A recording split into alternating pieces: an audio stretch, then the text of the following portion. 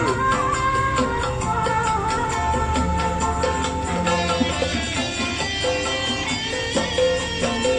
Kering sudah rasanya air mataku, terlalu banyak sudah yang tertumpah.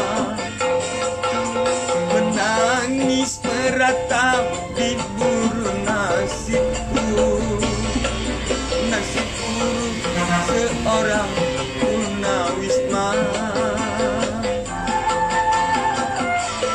Langit sebagai atap rumahku, dan bumi sebagai lantainya. Hidupku menyusuri jalan,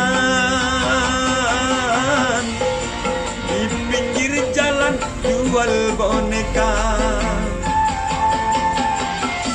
Langit sebagai atap rumahku,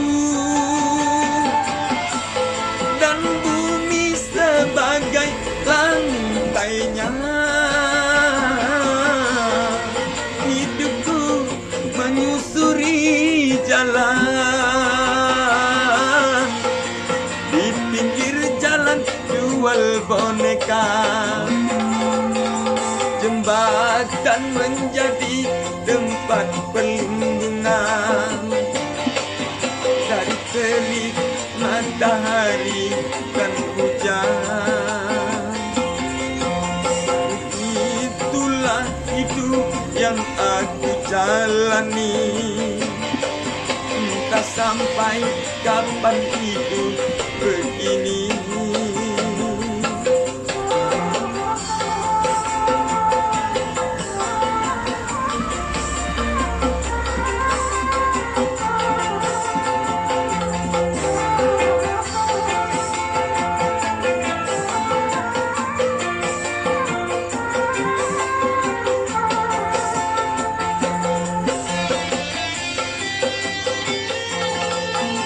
Kering sudah rasanya air mataku, terlalu banyak sudah yang tertumpah.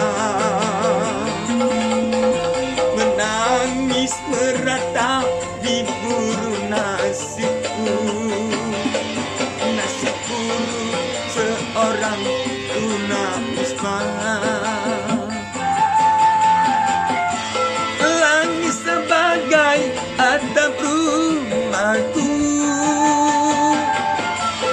dan bumi sebagai lantainya. Hidupku menyusuri jalan, di pinggir jalan jual boneka. Langit sebagai atap rumahku, dan bumi sebagai lantainya. Hidupku menyusuri jalan, di pinggir jalan jual boneka. Jembatan menjadi tempat perlindungan dari terik matahari dan hujan. Begitulah hidup yang aku jalani, entah sampai kapan hidup begini. La la la la la.